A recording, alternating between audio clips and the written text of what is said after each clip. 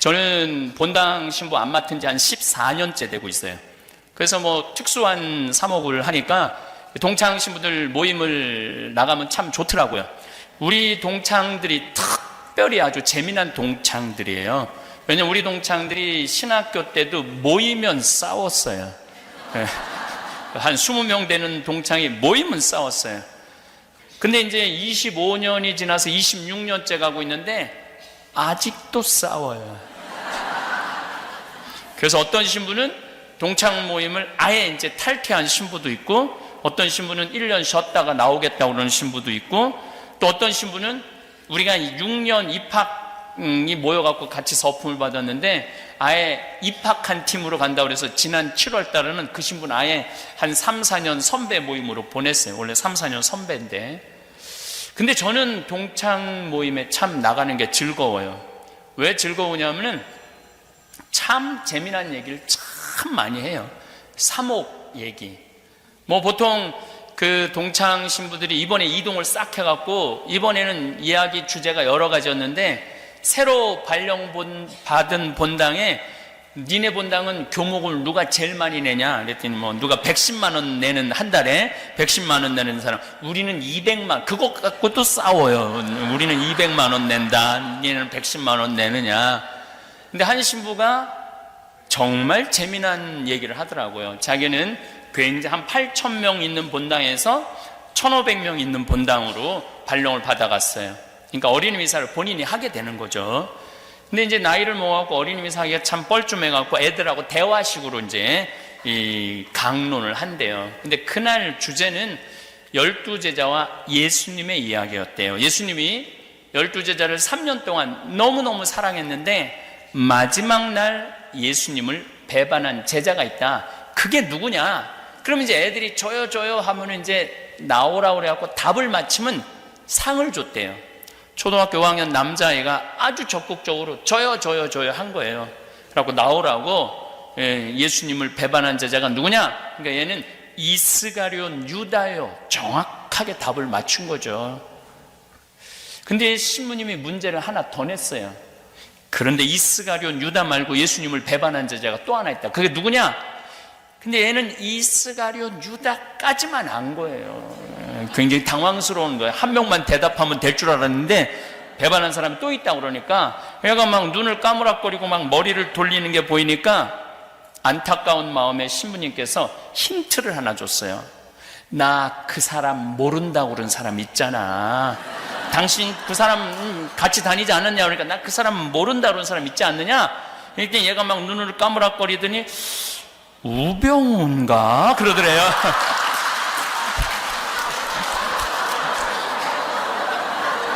그래갖고 완전히 이게 미사가 완전히 정반대의 답이 나왔고 너무너무 성당에 아주 난리가 난 거예요. 그러고 신부님 너무너무 당황해갖고, 아니 당신 그 사람이랑 3년 동안 같이 따라다니지 않았느냐고. 그런데도 나는 그 사람 절대 모른다고 그런 사람 있잖아. 그때 얘가 또 눈을 막 까무락거리더니 그럼 김기춘인가? 그러더래요. 저녁을 먹으면서 그게 그 어린이 미사를 참석한 아빠가 인터넷에 띄운 거예요. 너무너무 재밌다고 오늘 재미난 어린이 미사 강론을 봤다고. 근데 저는 이제 그 얘기를 듣고 운전하고 평창으로 이제 들어가면서 처음에는 너무 웃었지만은 조금 운전하고 오는데 갑자기 슬프더라고요. 지금 우리 대한민국의 어른들이 물려줄 나라가 이런 나라인가?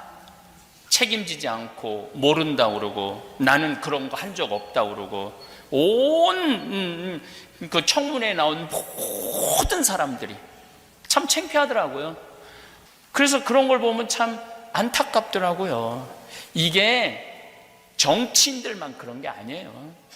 정치인들만 그런 게 아니라 난 내 강의 때 핸드폰 울려도 한 번도 신경전을 부린 적이 없어.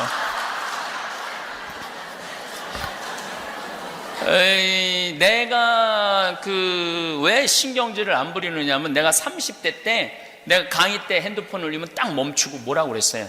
또 강의 때뿐만 아니라 미사 때 거룩한데 핸드폰 올리면 내려놓고 이 거룩한 기도 시간에 남들 분심 들게 한다고 혼 많이 냈어요.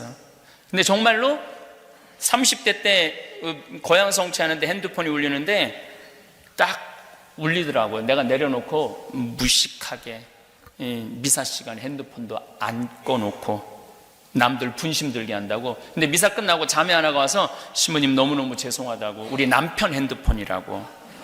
아니 남편이 입이 없냐 발이 없냐, 왜 남편이 와서 사과해야지 당신이 사과를 하느냐. 그랬더니 우리 남편은 청각장애자라는 거예요. 청각장애는 언어장애가 같이 당연히 오죠. 근데 보통 이 휴대폰이 동영상을 보면은 바뀌어요. 진동이 꺼져.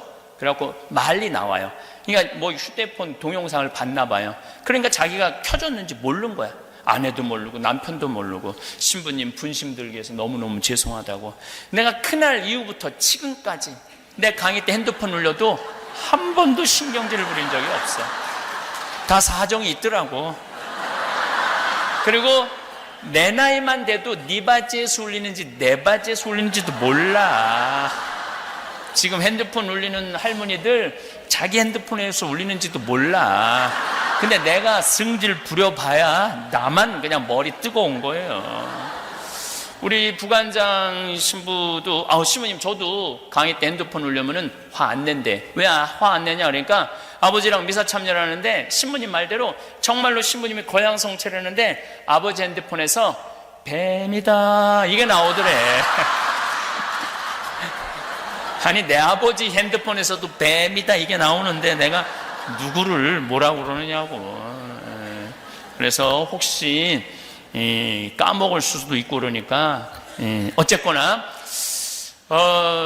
이게 정치인들만 그러는 거 아니에요. 여러분들도 집에서 보면 자식들한테 너 이번에 대학 떨어지면 너하고 나하고 접시에 코 박자. 내가 여기 왜 왔는데, 내가 이 고생을 왜 하는데, 그래갖고 애가 시험을 못 본다고 떨어졌다고 접시에 코 박자고 그래. 그러니까 우리 한국 사람들은 enjoy your life를 못 하는 거야. 그냥 즐기면 되는데 죽기 아니면 까무러치기야. 너무너무 스트레스를 받고 사는 거예요. 아니 애가 12년 동안 공부해갖고 대학 떨어지면 애가 얼마나 스트레스가 많겠어. 상심이 많겠어. 어차피 애 들여보내려면 등록금 필요하니까 너 대학 떨어졌으니까 이거 마음도 좀 울적하고 그러니까 어차피 너 등록금 준비해놓은 돈 이 돈 갖고 유럽 여행 갔다 와. 그러면 애도 행복하고 엄마도 행복할 거 아니야. 그런데 그냥 너하고 나하고 이번에 대학 떨어지면 접시에 코 박자.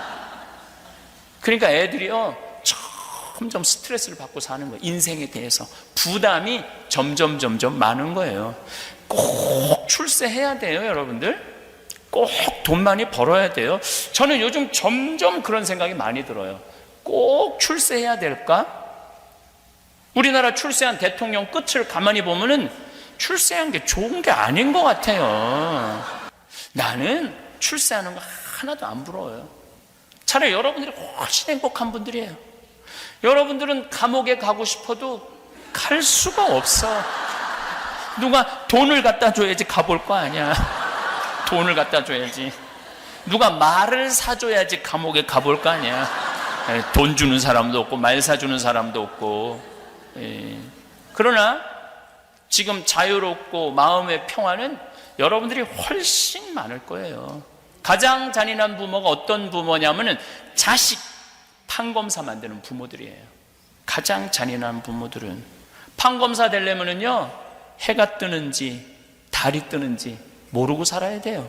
중고등학교 시절 이 학원 저 학원 밤 11시 12시 새벽 1시 2시 사법고시 하려고 그러면은 정말로 상상을 초월할 만큼 공부 많이 해야 돼요.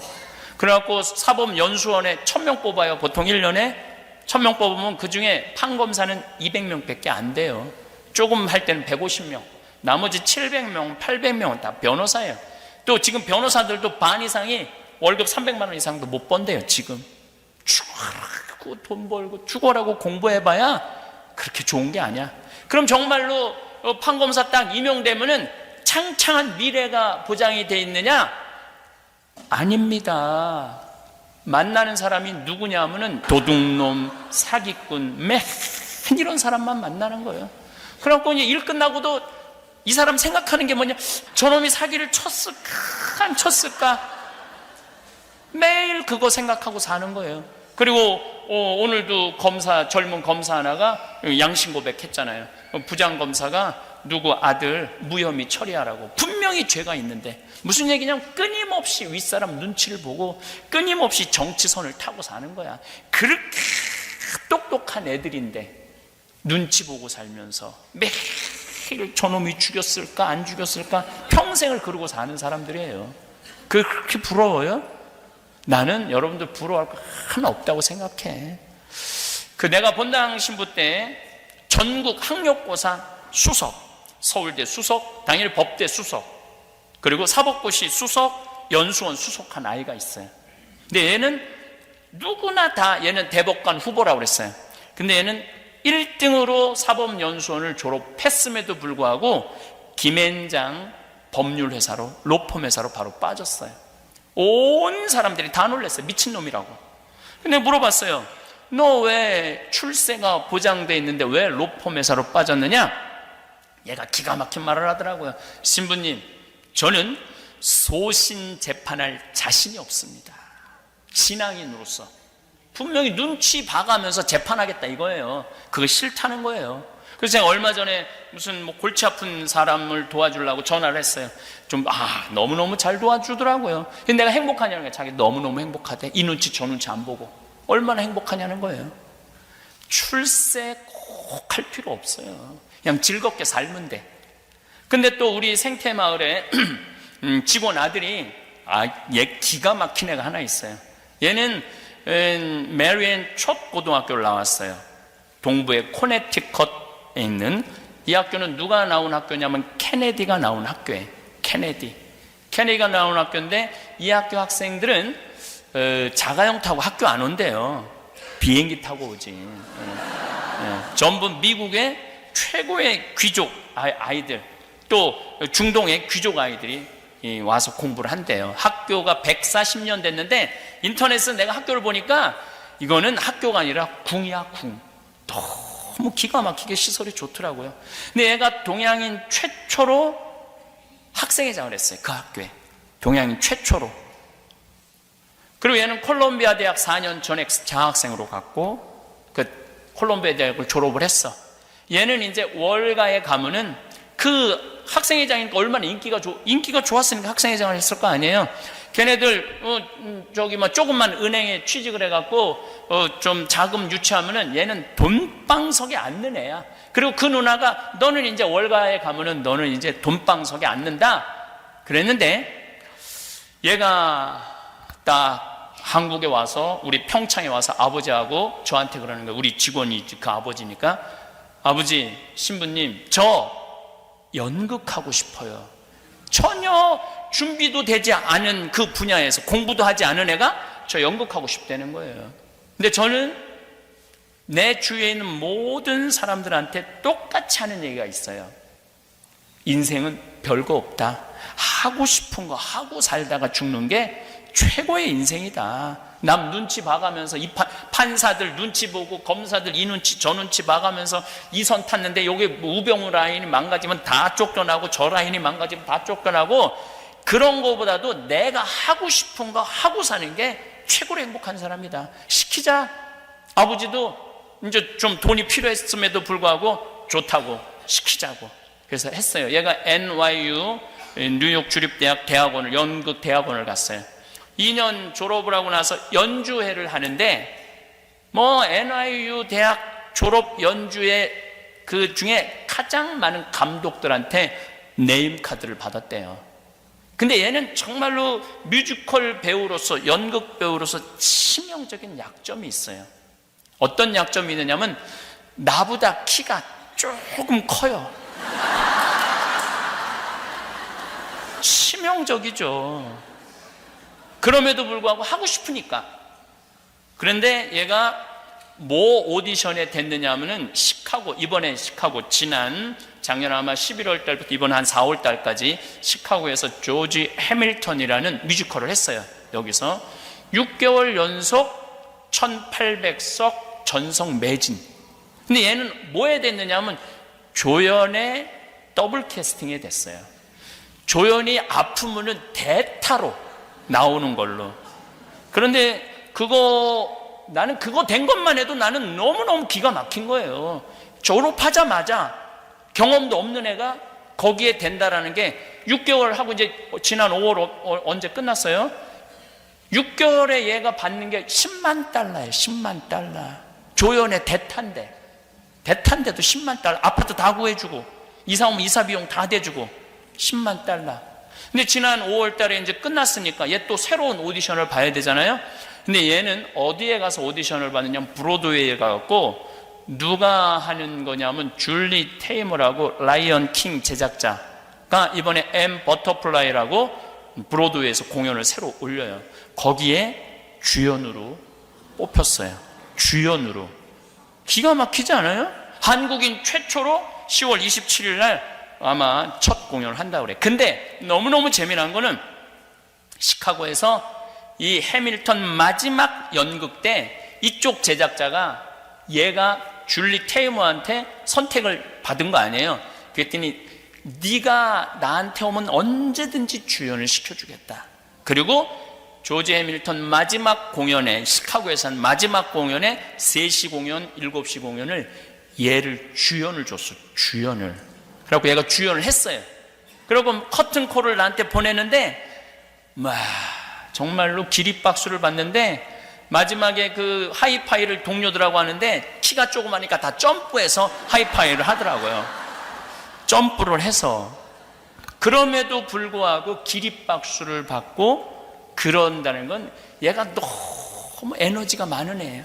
에너지가 많아. 얘를 월가에 데려다 놨으면은 얘하고 술 먹고 비유 맞추고 쟤하고 술 먹고 비유 맞추고 그럴 거 아니에요. 걔는 행복하지 않았을 거예요. 근데 자기는 너무너무 행복하대. 근데 더 기가 막힌 건 얘가 나한테 편지를 했어요. 이제 그 오디션이 되고 난 다음에 신부님 너무너무 감사하다고. 왜 감사하냐면은 내가 평상시에 얘 오면은 2,000달러, 3,000달러 막 줬어요. 내가 또 사람한테 투자하는 기본이 있거든. 막 줬어. 또 뉴욕에 가면은 나오라고 그래갖고 밥 사주면서 또 1,000달러 강사료 받은 거 뭐 한국까지 갖고 가요. 그냥 다 줬어. 근데 얘가 신부님, 저는 신부님을 기억합니다. 우리 집이 너무너무 힘들 때 신부님이 배려해주고 유머로 안아주고, 예. 난 내 강의 때 핸드폰 울려도 한 번도 신경질을 부린 적이 없어.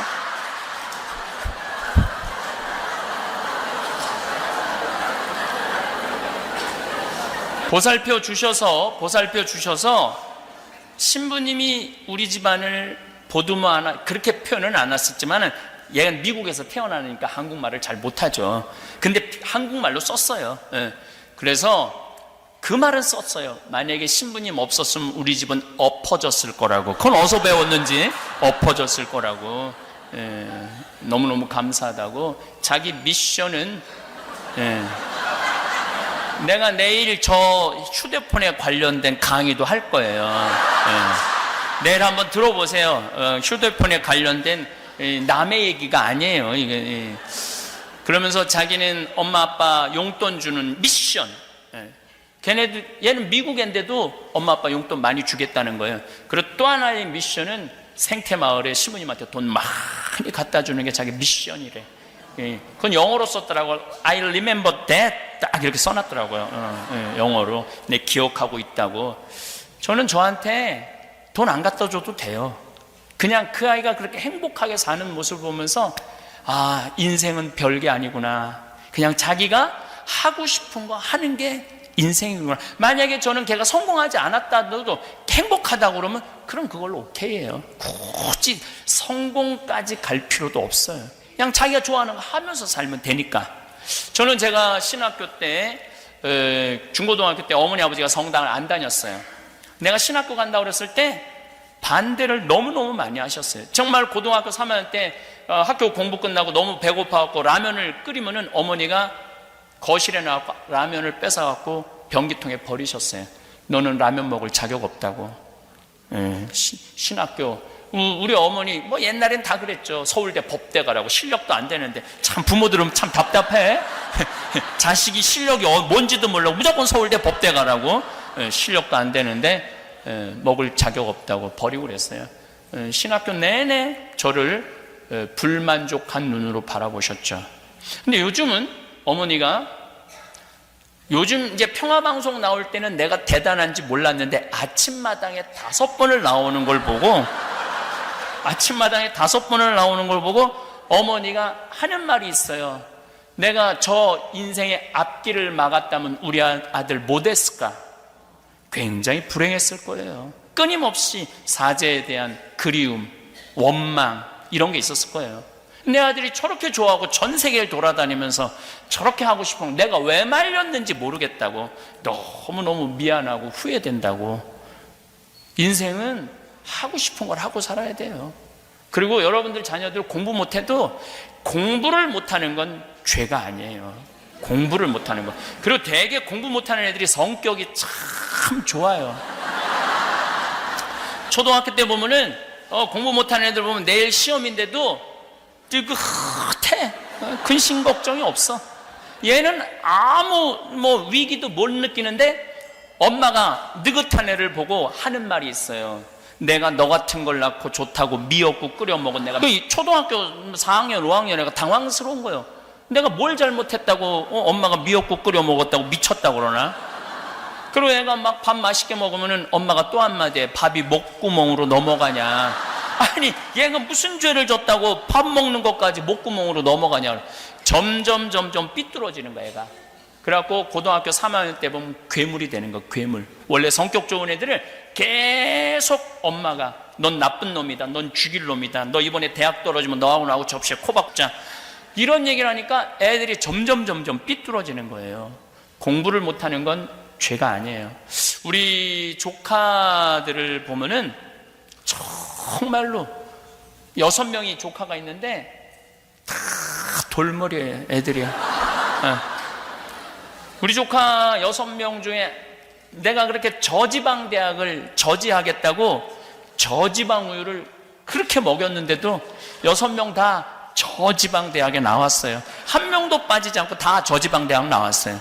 서울 안에 들어간 애는 단 한 명도 없어요. 그런데 얘네들이 불행하냐? 너무너무 행복하게 살아요. 돈을 못 버냐? 돈도 너무너무 잘 벌어요. 시집을 못 갔느냐? 시집도 너무너무 잘 가요. 걔네들은 태어나면서부터 계속 초등학교도 행복했어요. 왜냐면 엄마 아빠랑 여름에 맨날 놀러 다녔어. 학원이라는 걸 안 다녔어. 계속 행복해. 중고등학교 때도 스트레스 안 받았어. 계속 행복해. 대학교 때도 저지방 대학 다녔고 스펙 살 일이 없었어. 계속 행복해. 대학 다녔어. 계속 행복하게 살았는데 지금도 행복해. 너무너무 신기한 이론이 하나 있어요. 행복한 애가 행복하게 살아요. 어렸을 때 불행하게 지낸 애들은요, 커서도 불행해요. 판검사 잘난 애들 중에 정신 나간 애들 얼마나 많아요. 별 애들이 다 있어요. 누가 판검사 되는 애들이 그런 애들이 많은 거예요. 삐뚤어 자란 애들이죠. 공부는 잘했지만은 행복하지 않은 애들이에요. 공부는 잘했지만. 우리 생태마을에 직원이 40명 있어요. 굉장히 오고 싶어 하죠. 취직하고 싶어요. 그런데 제가 강의 중에 공부하기 싫은 애들 다 나한테 데리고 와라. 다 나한테 데리고 와요. 취직시켜달라고. 근데 그 애들은 어떤 상태 애들이냐면은 컴퓨터, 게임 중독, 우울증, 알코올릭, 약물 중독에 걸린 애들이에요. 그러니까 다 망가진 거지. 누가 망가뜨렸냐? 엄마들이 다 망가뜨려 놓은 거예요. 그렇게. 그래갖고 신부님 다 망가뜨려 놓고 나한테 데리고 와서 얘 좀 어떻게 좀 해봐라. 내가 받아주죠. 근데 한 달 이상을 버티질 못해요. 왜냐하면 계속 걔네들은 불행했기 때문에 이 행복한 사람들 속에 섞일 수가 없는 거예요. 그러니까 어렸을 때 불행하게 자라면 커서도 불행할 수밖에 없어요. 우리 누나 아들이 첫째 조카인데 얘도 저 지방대학 나왔어요. 근데 얘는 결혼도 너무너무 잘했고 애들한테도 너무너무 잘하고, 그리고 놀라운 거는 연봉 1억이 넘어요. 돈을 1억 이상 벌어요. 애가 행복하니까 뭘 해도 잘 돼. 행복한 애들은 뭘 해도 잘 되게 돼 있어요. 근데 우리 큰형 아들이 이번에 대학을 졸업, 우리 조카들은 특징이 있어요. 단 한 명도 직장 생활하는 애들이 없어요. 왜냐하면 원서를 넣을 수가 없어. 원서를 넣을 수가 없어. 내가 뭐 웃기자고 하는 얘기가 아니에요.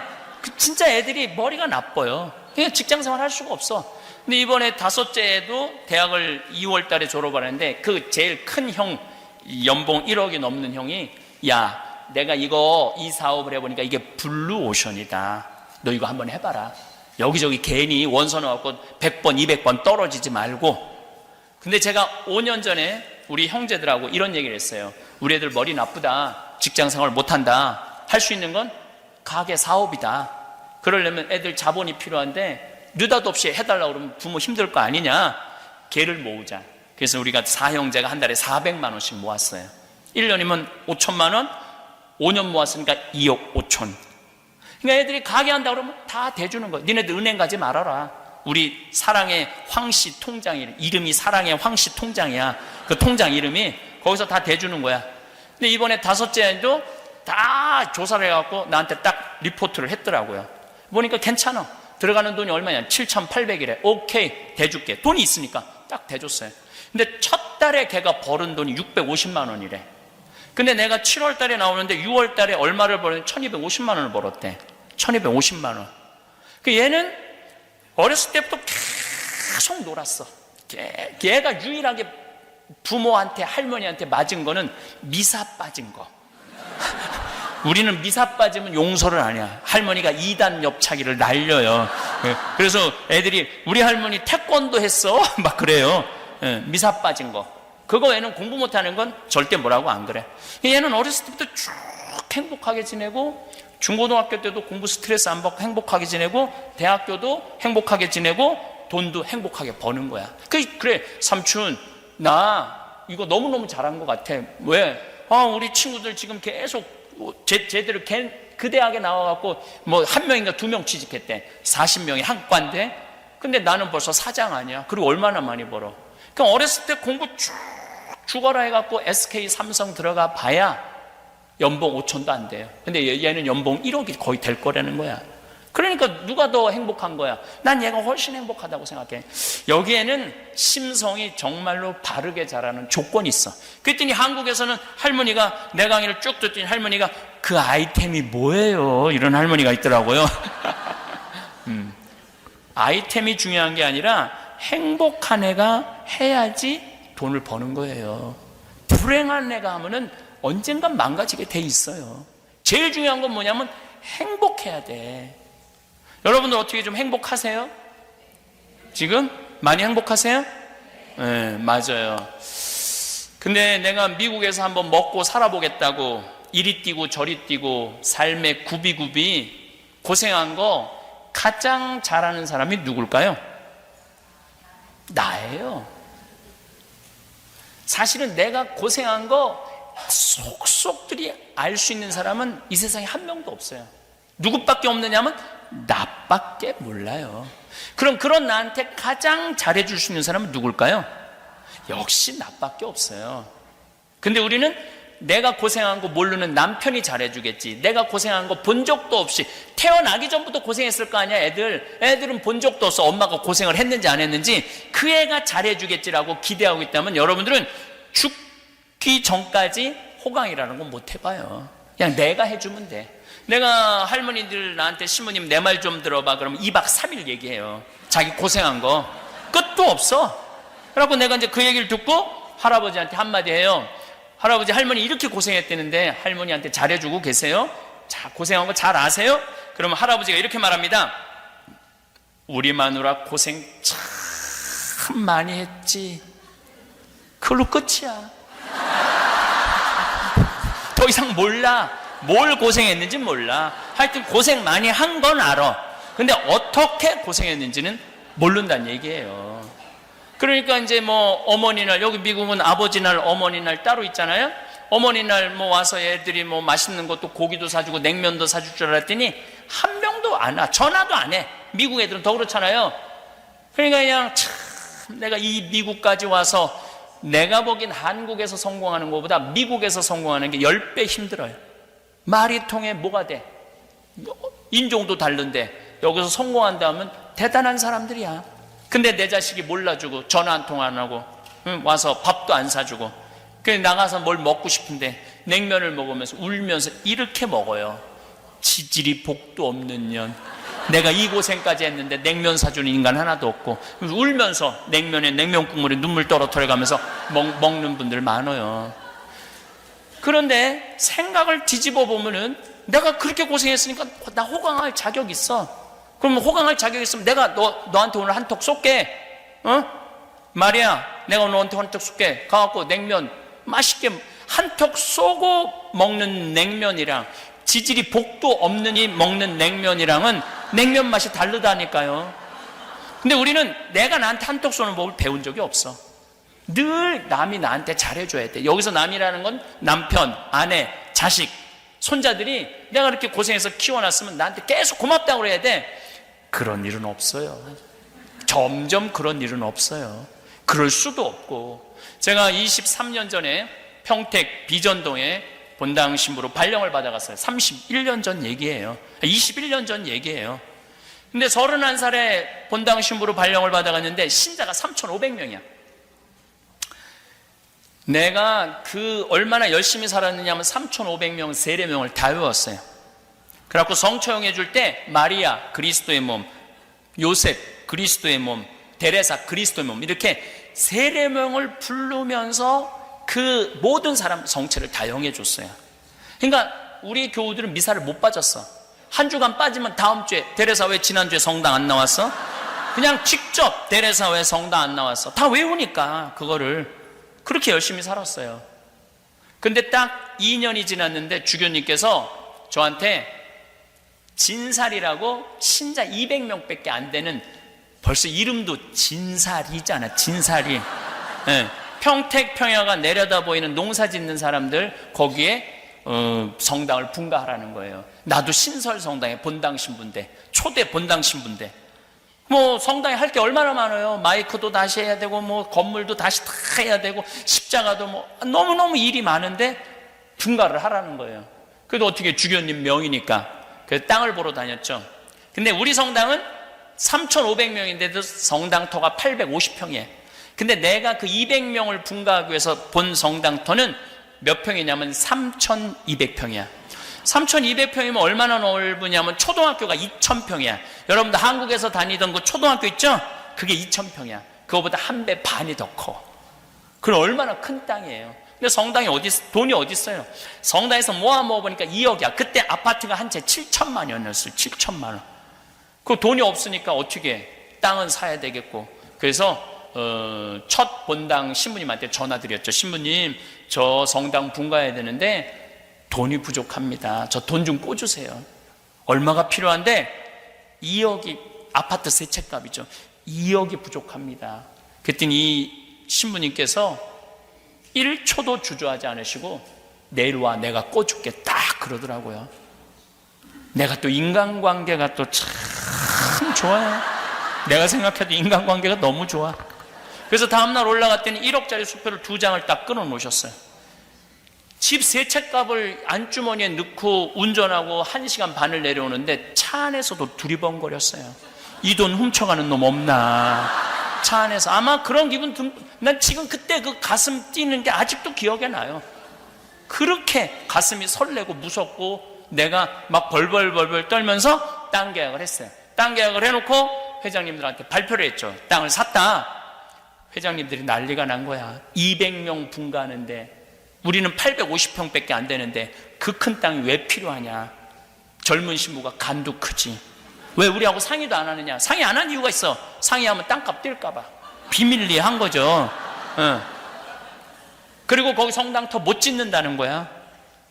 33살에 한참 삼삼한 나이인데 33살에 막 내가 뭐 큰일을 잘못한 것 같고 이거 어떻게 하면 내가 그걸 어떻게 해. 내가 책임지겠다.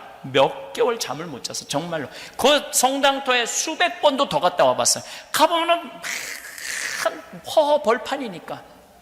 그러니까 여기 허가가 안 나길 수도 있겠다 이런 생각 들고 다시 한번 가보면 또 허가 날 것 같기도 하고. 그리고 이제 후임자 신부가 왔는데 1년 후배 신부가 온 거예요. 200명 갖고 무슨 성당을 줘. 10억이 들어간다는데. 근데 내가 너 7억 해줄게. 네가 3억만 모아. 그 IMF 때 내가 7억을 해줬어요. 그러고 난 떠났죠. 떠났는데 이제 20년의 세월이 흘렀잖아요. 그런데 거기 아파트가 다 들어와갖고 신자가 2,000명이 넘는데, 그리고 주차장이 넓으니까 여기도 뭐 주차장 어마어마하게 넓더라고요. 근데 한국은 여기는 다 한 명이 타고, 한국은 4-5명이 타고 오잖아요. 주차장 걱정이 없다는 거야. 그러니까 밭이 넓으니, 땅이 넓으니까 뒤에 뭐 배추 심어갖고 김장 해먹고, 또 그냥 이제 나무가 우거져갖고 여름에는 바깥에다 커피숍 셔놓고 럭셔리 커피도 먹고, 아파트 사람들이, 성당 사람이 즐기는 게 아니라 아파트 사람들이 저녁에 애들 유모차 끌고 와서 즐긴다는 거. 그래서 아주 그쪽 교우들의 그 만족도는 아마 여기 정화상 바오로 성당 만족도하고 거의 비슷할 거야. 너무너무 행복한 거야. 그런데 그렇게 내가 마음고생해서 땅 사고 분가한 거 아무도 몰라. 누구만 알아? 나만 알아. 나만 아는 거예요. 여기 계신 여러분들 이민 와갖고 정말 뭐 어떤 분은 막 40달러 갖고 온 분도 있고 100달러 갖고 온 분도 있고, 정말로 하루하루 그렇게 한 거 자식들이 알 것 같아요? 몰라요. 몰라. 또 고생한 거 얘기하면 애들이 뭐라 그래? 엄마 그만해. 한 번만 하면 100번째야. 이거 얘기해도 몰라. 얘기 안 해도 모르고. 그러니까 고생한 걸 누구만 아느냐면 나만 아는 거예요. 나만. 그러면 그런 고생한 거 나만 아는 나한테 가장 잘해줄 수 있는 사람은 누구밖에 없을까요? 나밖에 없어요. 우리는 큰 착각을 하고 사는 거예요. 내 행복은 남편이 책임져 주는 것도 아니고 자식이 책임져 주는 것도 아니에요. 내 행복은 누가 책임져 주냐면 내가 책임지는 거, 내가. 그런데 그때 4억 주고 산 땅이 지금 무슨 삼성 쇼핑몰이 들어온대요, 거기에. 그래갖고 땅값이, 아파트가 다 들어와. 정말 그때 22년 전의 모습은 온데간데 없고 완전히 새로운 도시가 쓴 거야. 그때 4억 주고 산 땅이 100억 정도 가치가 됐대요. 그런데 내가 그렇게 교회 재산 100억으로 늘려준 거 아무도 몰라. 누구만 알아? 나만 알아. 나만 아는 거야. 그런 나한테 잘해줄 수 있는 사람은 누구밖에 없을까요? 나밖에 없는 거예요. 나밖에. 그래서 저는 저한테 참 잘해줘요. 누가 뭐라 그래도 나는 남한테 원망 거의 안 해요. 뭐 맛있는 거 있으면 나 다 내 돈 가지고 가서 사 먹어요. 내가 항상 그러잖아. 차연아, 갈비 먹고 싶니? 가자. 내가 사줄게. 내가 나한테 사줘. 뭐 총회장이 사줄래나 부회장이 사줄래나 성무회장이 사줄래나 기다리다가는 갈비 한번 못 얻어 먹어요. 갈비 한번. 그 다음에 가끔 영덕대게 여기 랍스터 먹고 싶잖아요. 전 그냥 가요. 가서 사 먹어요. 영덕대게는 좀 비싸요. 20만 원, 30만 원. 그래도 내가 100억을 벌려준 사람인데 날 위해서 20, 30만 원을 못 써? 먹어요. 그럼 기분이 너무너무 좋아. 행복하고. 남 원망할 거 없어요. 내가 이번에 25주년 행사하는데 그 진살이라는 성당에서 한 명도 안 왔어요. 한 명도. 왜냐하면 올 수가 없어. 왜냐하면은 그 2,000명 중에 내가 떠나고 난 다음에 세례받은 사람들도 많아요. 그렇지 않겠어요? 그리고 후임자 신부가 5대째라는데 내가 쭉 얘기를 들어보니까 내가 신부 떠나고 난 다음에 신학교 들어온 애들이 많아. 내가 신부 된 지 이렇게 젊어 보여도 25년이나 됐는데 25년이면 세 텀이 돌아가는 거예요. 신학교 7년 21년. 그럼 그 밑은 모르는 거예요. 근데 원망스럽다고 섭섭하다고 인간한테 잘해줘봐야 다 소용없다고 머리 검은 짐승한테는 잘해주는 게 아니라고, 이게 다 자기를 사랑할 줄 모르는 사람들이 하는 얘기예요. 그냥 자기가 해먹으면 되지. 자기한테. 작년 12월 6일 날 저는 이선희 콘서트를 갔어요. 너무너무 바쁜 와중에 전 이선희 노래를 너무너무 좋아해요. 모든 곡들이 다 좋아. 근데 요즘 나온 곡에 인연이라는 노래가 있어요. 이거 들어보면 가슴이 찢어져요. 무슨 내용이냐면 이 생에는 안 되니까 다음 생에라도 우리 사랑하자는 얘기야. 이거 우리 신부들을 위한 노래야. 오늘 집에 가서 들어보세요. 내가 얼마나 구구절절히 이 얘기를, 뭐 어떨 때는 그 강의 끝나고 들어올 때 2시간 내내 그것만 반복해서 들을 때도 있어요. 어쩜 이렇게 노래를 기가 막히게 하느냐. 근데 공연을 가고 싶은 거, 공연을. 근데 뭐 이 12월 6일 이제 하루 딱 비길래 주일날 서울 공연 벌써 끝났더라고. 대전 투어가 있더라고요. 대전 공연 강당인데 큰 체육관인데 좀 늦게 예약을 했어. 그래도 VIP 자리를 예약하는데 15만 6천 원이에요. 15만 6천 원. 15만 6천 원인데 누구 돈으로 끊었느냐면 내 돈으로 끊었어요. 왜? 누가 보고 싶어? 내가 보고 싶으니까. 내가 보고 싶으니까 내 돈으로 끊었어. 그런데 그게 달라요. 내가 좋아서 내 돈으로 끊고 내가 가서 듣는데 첫 곡이 2년인 거야. 그 얼마나 기분이 이게 설레고 흥분되는지 막 기가 막히더라고요. 여러분들도 조용필 씨 혹시 여기 오면은 꼭 공연 가세요. 네? 공연을 왜 가야 되느냐면은 이제 조용필도 노래 부를 날이 얼마 남지 않았어. 여러분들의 문제가 아니라. 그러니까 그 기가 막힌 공연 가보면은 막 흥분되고 너무너무 좋다는 거예요. 그래서 하고 싶은 거 하세요. 그리고 지질이 복도 없는 이 냉면 먹지 말고 이제까지 미국에 와서 30년 동안 애쓴 멋있게 사는 나한테 한턱 쏴서 먹는 냉면. 그래갖고 눈물찍 콧물찍 흘리지 말고 난 정말 멋있게 살아왔어. 난 정말로 이 미국에 와서 이 정도면 난 훌륭해. 나는 오늘 냉면 먹을 시카고 피자 먹을 자격 있어. 진짜 맛있더라고요, 시카고 피자. 아마 할머니들도 입맛에 그렇게 그 토마토 올려놓은 것도 정말 맛있더라고요. 그래서 사서 드세요. 그래 애들이 엄마 네가 알아서 먹어. 나도 내가 알아서 먹을 테니까 네가 알아서 먹어. 네 인생 네가 알아서 살아. 내 인생 내가 알아서 살 테니까. 그래서 여러분들 이제 여러분들한테는 남은 인생 행복하고 즐겁게 사는 일만 생각하세요. 자식들 손자들 걱정하지 말고. 여러분들 여기 미국 올 때 환경이랑 지금 자식 손자들 환경이랑 비교해봐요. 어때요? 상상도 할 수 없고 비교도 할 수 없어요. 근데 뭐하러 걔네들 걱정을 하고 앉아있어. 지금 답답할 때가 많아요 보면은. 그러니까 여러분들 건강이나 보살피세요. 근데 이 건강에 제일 권하는 게 뭐냐면 청국장 가루야.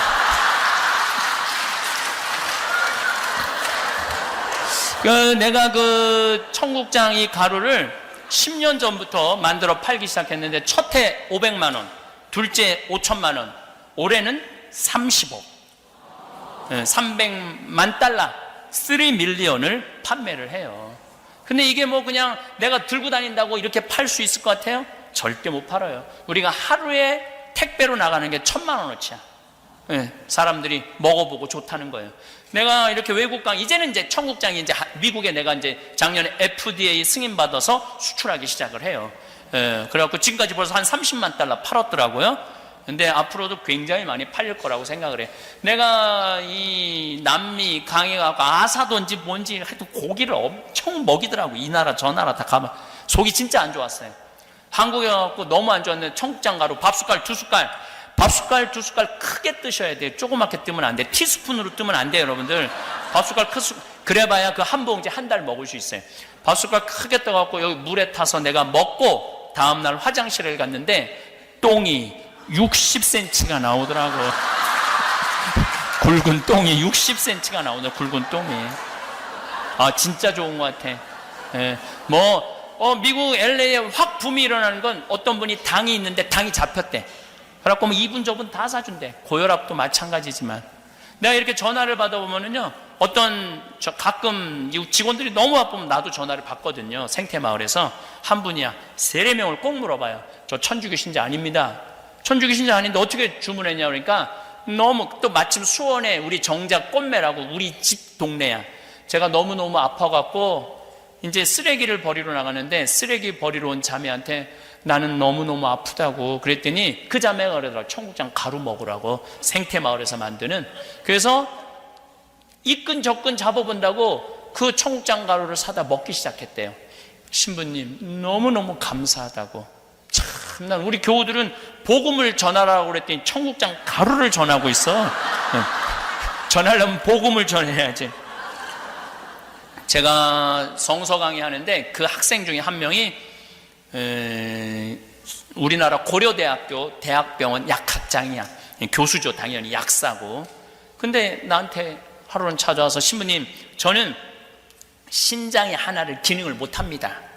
그리고 하나는 52%밖에 기능을 못합니다. 약사니까 아주 자기 몸에 대해서도 너무 잘 설명을 하더라고요. 제가 피곤하면 화장실에 가면 콜라 색깔이 나옵니다. 신장은 좋아지는 경우가 없습니다. 점점 55살, 6살쯤 되는데 점점 안 좋아지다가 마지막엔 투석을 하게 되는 경우입니다. 근데 약으로는 안 되니까 건강식품을 찾아봤대요. 근데 우리 생태마을에 청국장이 K2라는 성분이 있대. 그게 신장에 좋대요. 그래갖고 본인이 FDA 승인 받는 거 보내라고. 그거 완전히 영어로 된 건데 딱 받아보더니 단백질 변형도 너무 잘 돼 있고 철분 함량이 너무너무 많다는 거예요. 이 철분이, 이 50대 60대 된 주부한테 최고 필요한 게 철분이라고 그러더라고요.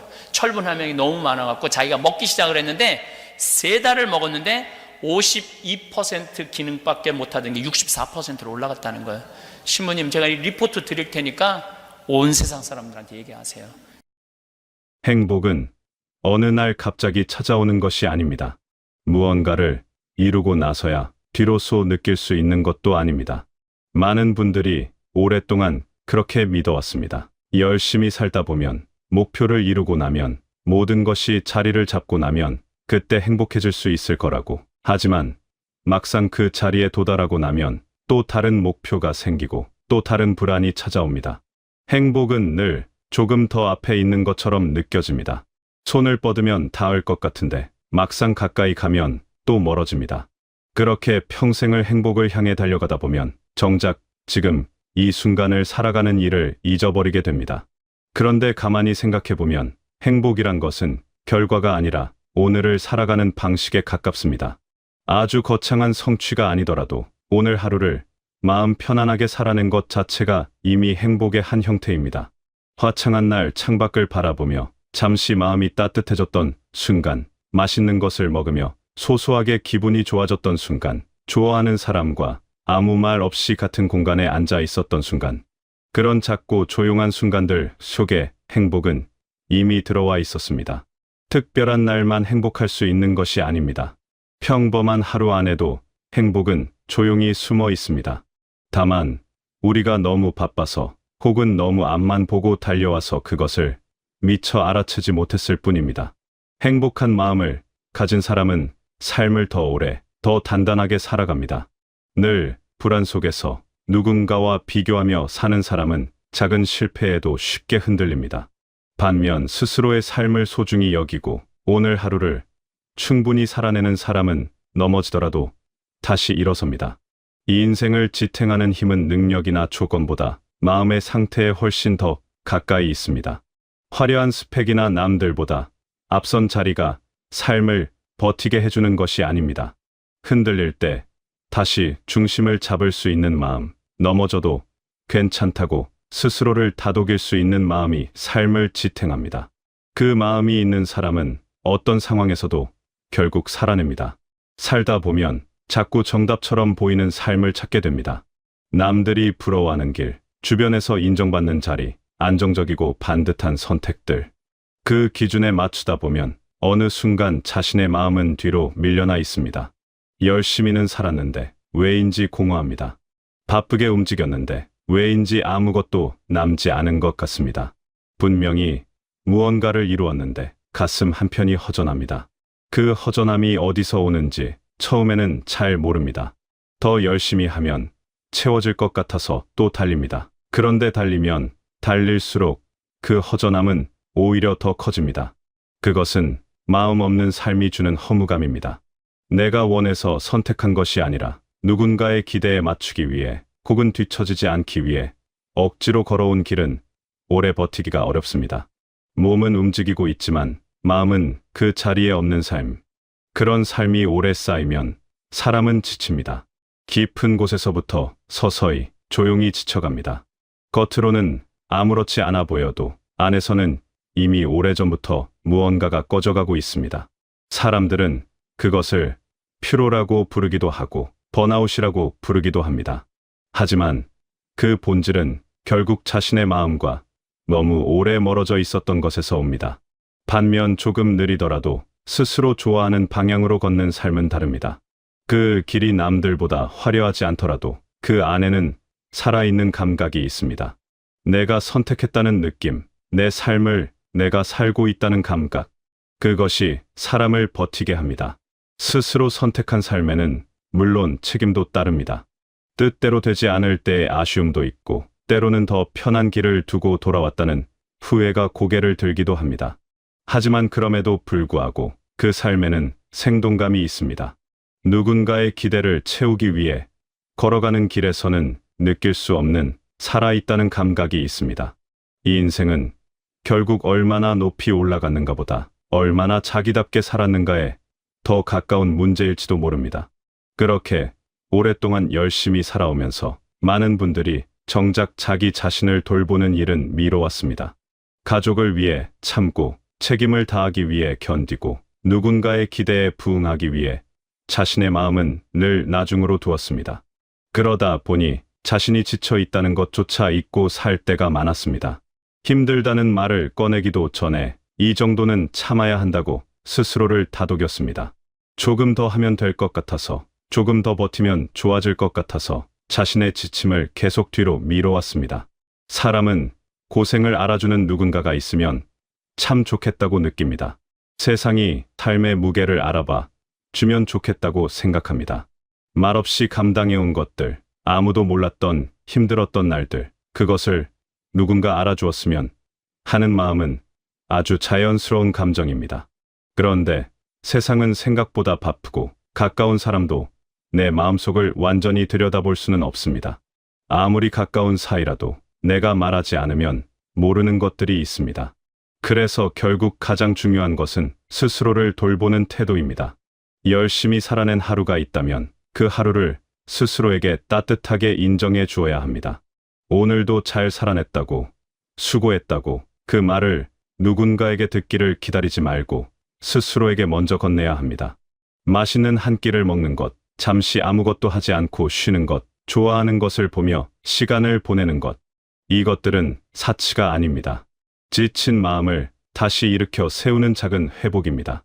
그런 회복이 쌓여야 사람은 또다시 살아갈 수 있습니다. 쉬지 않고 달리기만 하는 기계는 결국 멈춥니다. 사람의 마음도 마찬가지입니다. 적절히 돌봐주어야 오래 건강하게 갈 수 있습니다. 늘 참고 견디기만 하면 마음은 점점 말라갑니다. 버티는 힘만큼 스스로를 다정하게 대하는 힘도 인생에는 꼭 필요합니다. 자신에게 가혹하게 굴면서 삶이 풍요로워지기를 바랄 수는 없습니다. 마음이 촉촉하게 유지되어야 삶도 따뜻함을 유지할 수 있습니다. 스스로를 다정하게 대하는 것은 나약함이 아닙니다. 오히려 그것은 삶을 오래 지속할 수 있게 해주는 지혜입니다. 자기 자신에게 친절한 사람이 결국 주변 사람들에게도 따뜻할 수 있습니다. 이제는 방향이 조금 달라져도 됩니다. 지금껏 많은 것을 감당하며 살아오셨습니다. 가족을 위해, 책임을 위해, 의무를 위해 수없이 많은 것을 내려놓으며 걸어오셨습니다. 그 삶이 헛되지 않았고 그 헌신이 아름다웠습니다. 그 시간들은 분명 의미 있었고 그 노력들은 소중한 것이었습니다. 하지만 이제는 조금 다른 질문을 해볼 때입니다. 나는 지금 내가 원하는 삶을 살고 있는가? 내 마음은 지금 어디에 있는가? 나는 나 자신을 위해 무언가를 하고 있는가? 가고 싶었던 곳이 있다면 가보는 것이 좋습니다. 보고 싶었던 것이 있다면 보는 것이 좋습니다. 마음 편한 사람과 시간을 보내는 것, 오래 하고 싶었지만 이뤄두었던 일을 조심스럽게 시작해보는 것, 그 단순하고 소박한 행복이 삶을 다시 따뜻하게 만들어줍니다. 때로는 아주 작은 것에서 삶의 의욕이 다시 생기기도 합니다. 오랫동안 잊고 있었던 것을 다시 꺼내드는 것만으로도 마음 한구석이 환해지는 경험을 할 수 있습니다. 그런 순간들이 삶을 다시 살아갈 만한 것으로 만들어줍니다. 남은 삶은 의무를 채우는 시간이 아닙니다. 비로소 자기 자신으로 살아가는 시간입니다. 이제는 남의 기대보다 내 마음을 더 살펴도 됩니다. 그것이 이기적인 것이 아닙니다. 오히려 스스로를 소중히 여길 줄 알아야 주변 사람들에게도 따뜻한 사람으로 있을 수 있습니다. 텅 빈 마음으로는 누군가에게 따뜻함을 줄 수 없습니다. 스스로 채워져 있어야 흘러넘칠 수 있습니다. 그러니 자기 자신을 돌보는 일은 결코 이기적인 일이 아니라 오히려 주변을 위한 일이기도 합니다. 삶은 생각보다 깁니다. 잠깐 앞서가는 것보다 중요한 것은 무너지지 않는 것입니다. 늘 경쟁하며 달려온 사람은 쉽게 지칩니다. 하지만 자기 속도를 알고 자기 리듬을 지키며 걸어가는 사람은 오래 갑니다. 빠르게 달리는 것이 미덕인 시절도 있었지만 이제는 꾸준히 편안하게 걸어가는 것이 더 지혜로운 일입니다. 남과 비교해서 내가 얼마나 앞에 있는지를 재는 것보다 어제의 나보다 오늘의 내가 조금 더 편안한지를 살피는 것이 훨씬 중요합니다. 그 작은 편안함이 쌓여 삶의 질을 만들어 갑니다. 행복은 거창한 곳에 있지 않습니다. 불안에 끌려가지 않는 마음, 오늘 하루를 편안하게 살아내는 힘, 스스로의 삶을 아끼고 사랑하는 태도 속에 있습니다. 완벽해야만 행복할 수 있는 것이 아닙니다. 완벽한 삶이란 애초에 존재하지 않습니다.